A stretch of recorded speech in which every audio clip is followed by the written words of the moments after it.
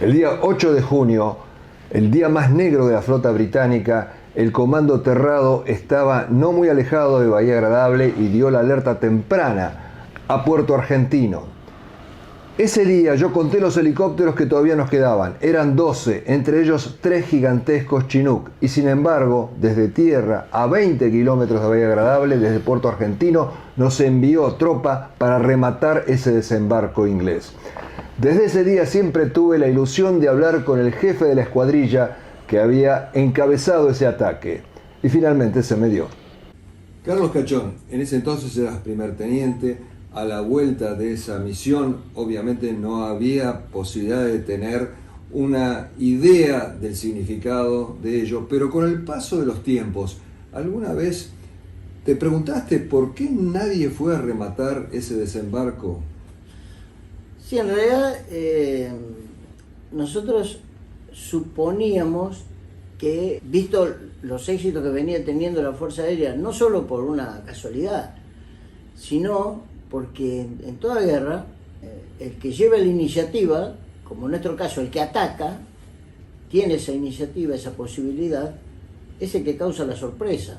Entonces el que tiene mayor rédito. Haberse quedado en las trincheras o en las posiciones nos parecía una cuestión muy pasiva, al cual los británicos estaban acostumbrados, porque ellos nunca habían sido atacados. Siempre ellos atacaban a posiciones defensivas, en todas las guerras. Entonces yo suponía que llegado un momento que la Fuerza Aérea iba a seguir poniendo el esfuerzo, se iba a dar ese momento que salieran.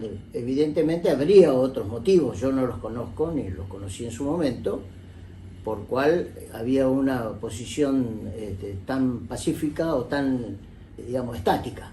Nosotros era una misión de las tantas que aparecieron en el Grupo 5 de casa y cumplían, y bueno, el resto no teníamos ni conocimiento exacto. Carlos, vos antes de salir en esa misión tenías como la sangre en el ojo porque habías tenido un accidente y no habías podido salir.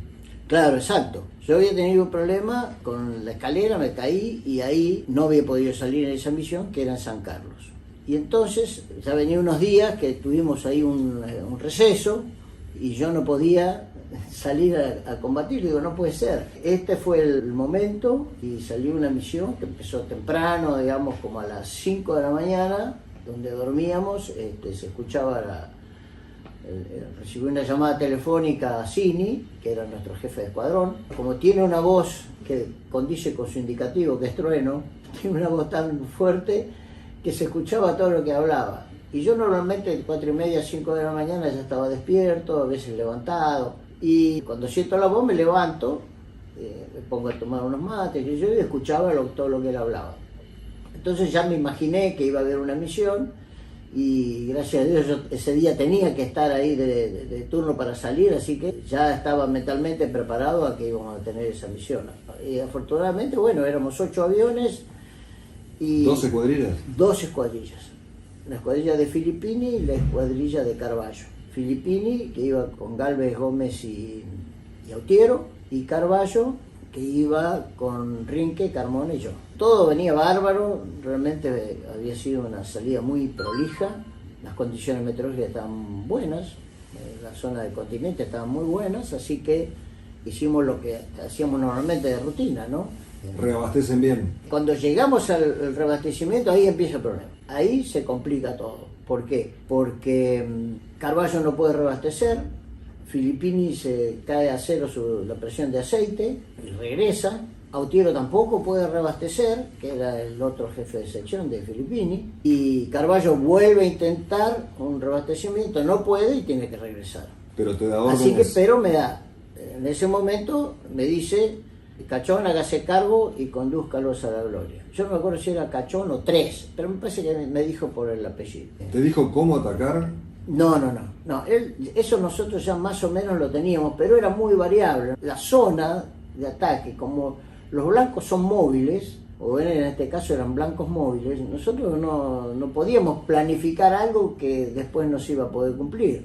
Entonces se planificaba en general para blancos que estén en mar abierto, que sí, eso sí, había que atacar de una forma determinada, y ya habíamos armado todos los aviones con las bombas que correspondían, ya habíamos pasado la experiencia de los errores. Entonces, haber pasado esa experiencia a nosotros nos daba una ventaja de tener el armamento adecuado para atacar a buques. Vos hablas de experiencia, pero los más experimentados tuvieron que volverse. ¿Cómo quedó conformado? Claro, bueno, ahí quedó yo como jefe de escuadrilla y 2 aviones a un lado y 2 al otro. Yo en realidad tuve una suerte bárbara, como me tocaron numerales espectaculares que actuaron acorde a las circunstancias. Tanto Rinque como Carmona, o Galvez y Gómez, fueron numerales de fierro que estuvieron siempre y ya como pilotos experimentados, eran jóvenes, había alférez y tenientes, requete jóvenes, 23, 24 años. El ¿Qué jefe pensó del el jefe escuadrón del escuadrón?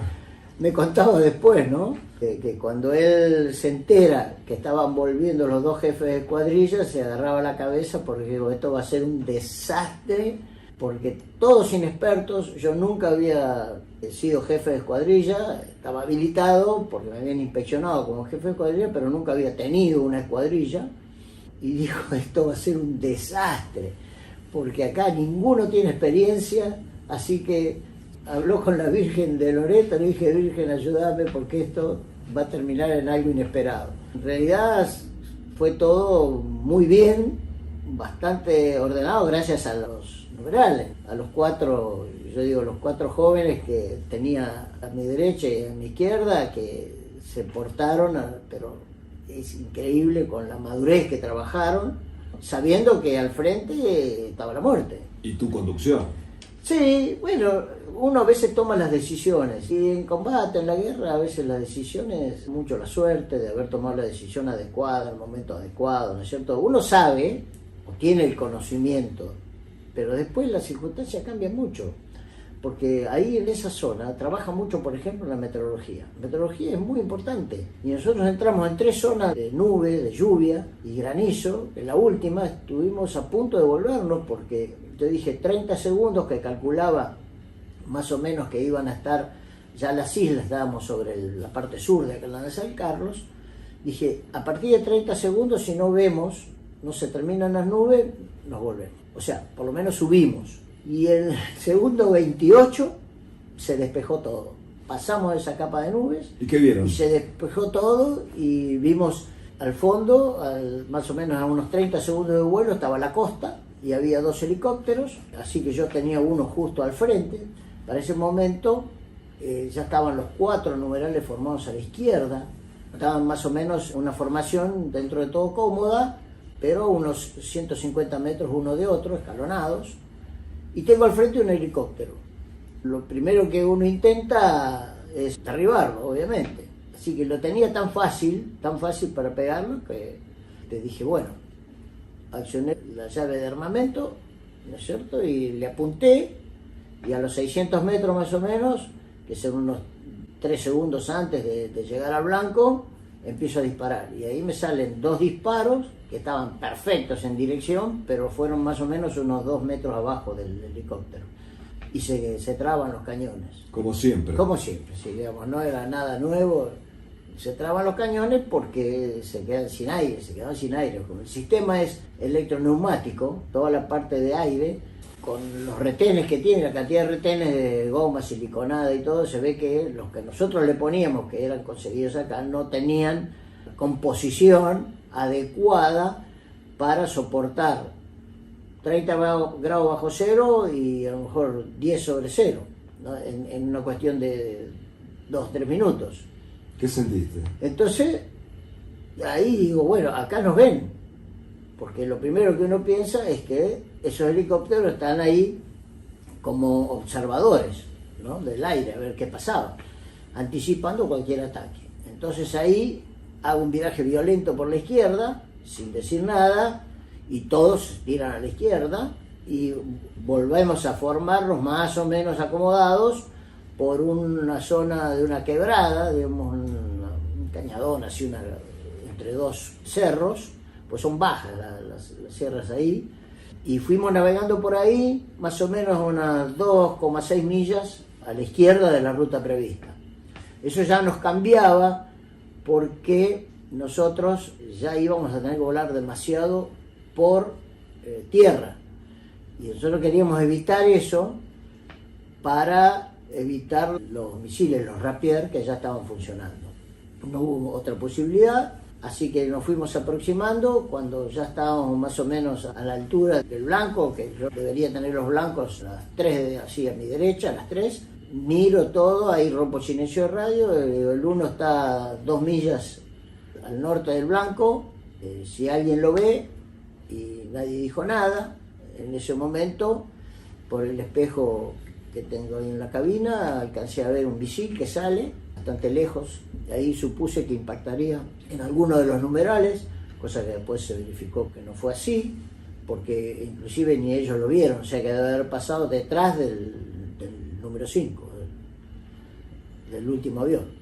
Como no veíamos los buques a los cuales nosotros teníamos que tirarle, porque no teníamos armamentos terrestre, para destruir tropas y eso, ahí vimos cantidad, era cantidad que había en el terreno, había camiones, helicópteros, mucha gente, muchos pallets, todo eso, de todo había, todo provisiones había, pero de todo ahí, que era lo que habían bajado durante las horas de la noche. ¿Y no les tiraban de ahí? Y ahí tiraban con armamento liviano, ¿no es cierto? Con fusiles, tiraban para arriba, pero sí, evidentemente algunos impactos tuvimos. Lo que pasa es que el avión se queja tanto ahí de todo eso que uno esos ruidos ni lo siente. El impacto es algo que es un impacto grande, no es un ruido tan significativo, ¿no es cierto?, como para sentirlo. Por eso es tac, tac, una cosa así, que es la chapa. Que pasa, el proyectil pasa, salvo que impacte en la turbina, pero obviamente que la posibilidad de que impacte en la turbina está. Dadas esas circunstancias no veíamos los blancos, entonces digo, voy a volar 1 minuto y medio más y volvemos por el mar. Llega un momento, vuelo 1 minuto y medio y ahí inicio el viaje del 1, inicia el viaje por derecha ya. Y más o menos con rumbo general sur, Gómez ve los blancos y entonces me dirige a donde estaban los blancos para enfrentarlos. Ahí después de unos escarceos y vivimos, no veía a los blancos, así que llegó un momento que los vi y ahí todos fuimos a apuntar a los blancos. Claro, éramos 5 aviones y no sabíamos, todos pensamos que había un solo buque. Cuando estábamos más o menos a 1 minuto, ahí veo que son 2 buques. Entonces, ahí un potencia pleno, otra vez conecté la llave de armamento, la llave de bombas, y le digo, el 1 y el 2 al de la derecha, los demás al de la izquierda. Era el Sir Galahad y el Sir Galahad y Sir Tristan. Todo pasa tan rápido, tan rápido, que ellos estaban detrás de una península y no veíamos los cascos, nosotros veíamos las arbolladuras nada más de los buques. Ahí nos pegamos más todavía al terreno. Cuando saltamos la península, los teníamos ahí más o menos a 2 segundos. 2 segundos son casi 350 metros, más o menos, un poco más. Son 180 metros por segundo, 200. Casi encima. Sí, estábamos ahí encima, porque ellos estaban bien metidos en la bahía esa. Y era una bahía chica, pero profunda. Ahí nomás era saltar, pasarle bien rasante a la punta de la península y hacer un poquito de presión en 1 segundo, baja y sube. Y nivela, porque uno baja un poquito y nivela, porque hay que tirar nivelado, si no, la bomba trabaja distinto. Es cierto, si uno tira con presión negativa, la bomba ¿qué hace? Sigue el avión. Por más que tenga un pie eyector que la separa, son convergentes las trayectorias, la bomba sigue derecho y el avión está hacia abajo, entonces va siguiendo al avión. Entonces, si uno tira palanca, la bomba ¿qué hace? Va para arriba así y se pasa de largo. Entonces hay que tener justo esa sensibilidad de hacer un poquito para abajo y mantenerlo quietito. Ahí, para que la bomba sea tirada sin gravedad, con gravedad cero ahí. Entonces ahí va donde uno apunta. Eso hiciste. Y evidentemente sí, porque es tan inconsciente la cosa, uno ya la hacía tan natural, que evidentemente no cometí el error y fueron las 3 bombas y pegaron justo en la línea de flotación. Y fue instantáneo, ¿no es cierto? Porque yo suelto las bombas y ya tenía la arboladura encima, así que hice así y pasé. Y ya venía el otro avión que vio las bombas y me dijo impacto, las vi. Muy buena, me decía, muy buena, ya hay humo, contar el número 4 y el 5 también, que ya vio que estaban todos envueltos en humo, así que ellos impactaron en los otros. Y hubo alguien que las bombas pasaron rozando la cubierta y cayeron en el lugar donde estaban desembarcando todos los pertrechos y explotaron ahí. Rompió todo lo que estaba ya desembarcado. Y causó bajas. Y causó bajas ahí también, obviamente, porque había gente con maquinaria, operadores, de todo. Y después los que estaban dentro del buque, que ahí una de las bombas se mete debajo de un carrier que tenía la munición de los Rapier, digamos el combustible de los Rapier. Y eso produce una explosión muy grande porque se incendia ese combustible y produce enorme temperatura. Por eso es que muere tanta gente, si no, no hubiera sido un ataque donde quedaba inutilizado totalmente el buque, pero quizás los tripulantes, la gente no es cierto? Hubiera sido menos catastrófico. Todo se dio ese día porque además había Dagger que estaban atacando a una fragata que estaba al sur de donde estaban estos dos buques y que fueron atacadas por Dagger desde Río Grande. Entonces todo fue una combinación, ¿no es cierto? Un cóctel que pobres no pudieron zafar de ninguna manera porque se quedaron sin defensas con la fragata y sin defensa porque no tenían aviones de cobertura. Y nosotros ahí estábamos ya tirando y los Harrier estaban a 2 minutos. Eso me contó después un operador de radar, Comodoro Masochi, me dijo, no, dice, yo los llamaba para avisarle que estaban a 2 minutos los Harrier, pero ustedes estaban bajo y no me escuchaban. Gracias a Dios, porque si no, viste que era otra presión más, porque uno sabía que si los Harrier llegaban, la cosa se ponía muy complicada. Pero nos dio tiempo, sí. Y después en la salida, fue tan tranquila que me llamó la atención. A los demás pilotos también, les llamó la atención que haya sido tan tranquila la salida, porque en realidad no tuvimos ningún problema, salimos y después, hace más o menos 3 o 4 años, vino un operador de Rapier, Denmark, que me explicó qué pasó. Dice que ellos nos detectan cuando entramos a tirar. Cuando salimos, ahí nos toma el radar de la batería de Rapier.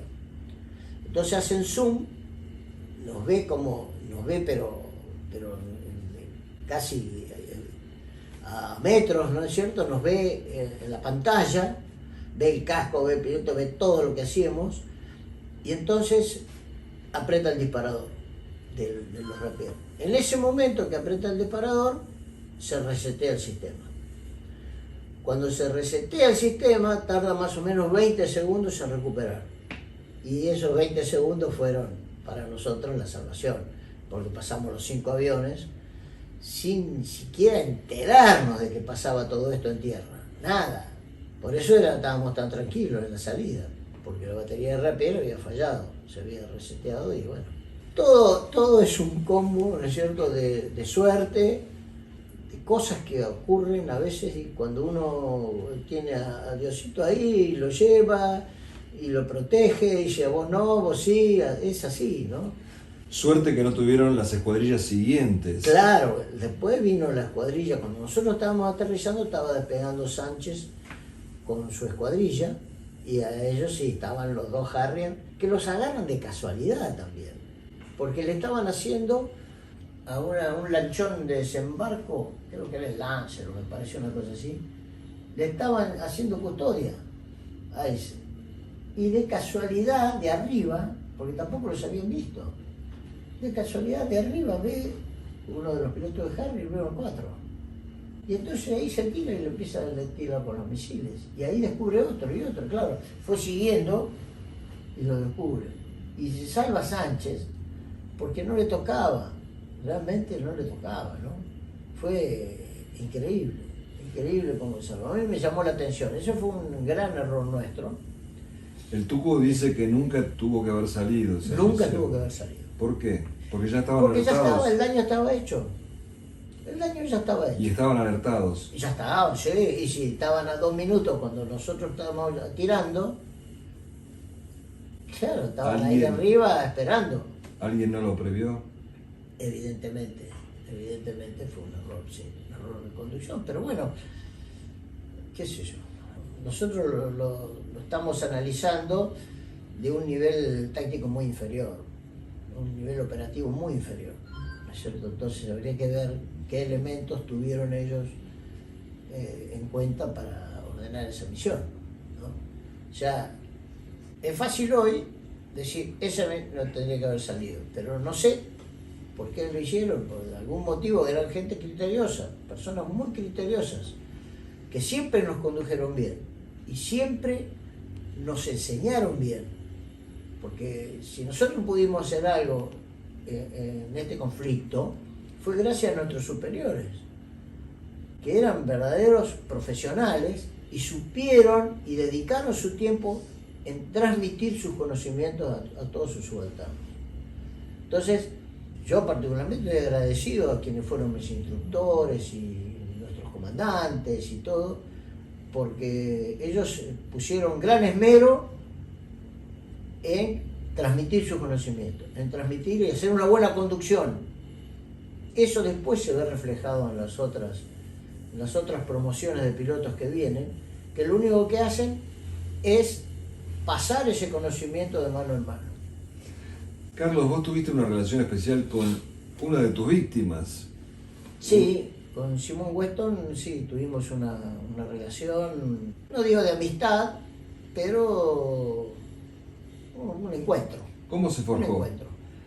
Yo estaba allá acá en Mar del Plata, yo había dejado la Fuerza Aérea y me llaman un día, esto era el año 92, habían pasado 10 años de la guerra, me dicen que eran un productor de la BBC, que había un sargento de la Guardia Galesa que había estado en el Sir Galahad y que tenía graves problemas, no solo físicos, sino de convivencia, que no estaba en condiciones mentales buenas, que estaba en tratamiento y que él soñaba, todos los días, todas las noches soñaba que un avión negro con un casco negro, un piloto con casco negro y ojos diabólicos, lo que se le venían hacia la cara.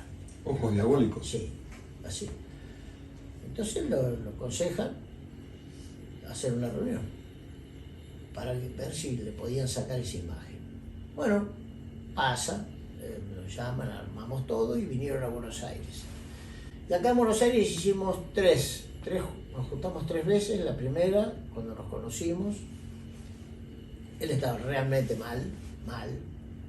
El segundo encuentro fue el día siguiente, en Pilar, en una quinta, ahí comimos un asado donde él se sentó, a los 10 minutos se levanta y se va, había otros veteranos, yo me levanto y me voy al micrito que nos había llevado, al bus, ahí me siento con él solos, los dos, empieza como a llorar y yo mucho no sabía qué hacer, porque ¿qué puedo decirle?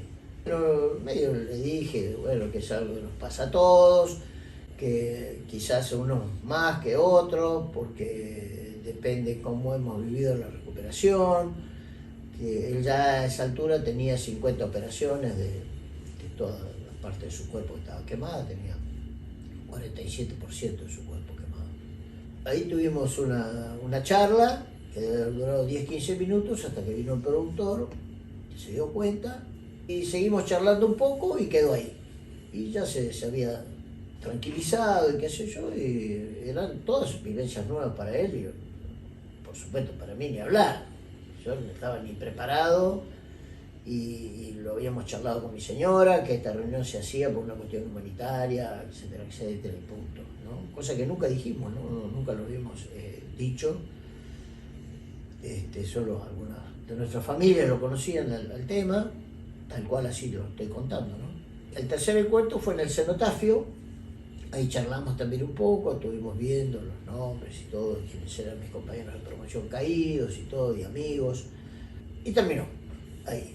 Se fueron, en el 96 me vuelven a llamar para ver si podíamos continuar con lo que se había iniciado en el 92, pero nosotros íbamos allá. Ahí fue otra experiencia completamente distinta porque ahí estuvimos con la familia de él, con su madre, los chicos, su esposa, y esa fue otra experiencia increíble, ¿no? Que nosotros no estábamos ni preparados para eso porque nunca supusimos que íbamos a conocer a su mamá. Es más, no sabíamos ni la existencia de su mamá. En la casa de él, la mamá, una señora de carácter fuertísimo, enfermera del ejército, había estado en combate 2 o 3 veces como enfermera, una cosa así, si mal no recuerdo, ¿no? Pero era lo que yo tenía presente de la mamá. Con nosotros durísima, no quería saber nada, nunca mostró una sola sonrisa, nada. Bueno, le dimos a la mamá unos alfajores que habíamos llevado acá a Mar del Plata, hasta que llegó un momento que el hijo, el mayor, que en ese momento tendría 4 o 5 años, viene corriendo, yo le muestro un caramelo, viene corriendo y se me sienta. Y ahí cambió todo, hizo un crack, ¿no? Y la mamá cambió. Ayudaste a recuperarlo entonces. Entonces sí, y después, bueno, seguimos hablando, mandándonos mail y qué sé yo, hasta este año estuvimos en Buenos Aires 1 día y medio y estuvimos 1 día y medio acá en Mar del Plata. Entre los que estuvimos acá, estuvimos en mi casa, y después de 30 años fue la primera vez que lo vi realmente liberado y riéndose como es lo que nosotros esperábamos. Así que a partir de ahí nosotros con mi esposa dimos por concluido la tarea humanitaria y bueno, Carlos, así que esa fue la historia con Simón, ¿no? Carlos, a 40 años de la Guerra de Malvinas, ¿volverías a combatir en defensa de la patria? Por supuesto, sí, y cometería menos errores, ¿no? Carlos, muchísimas gracias. Placer.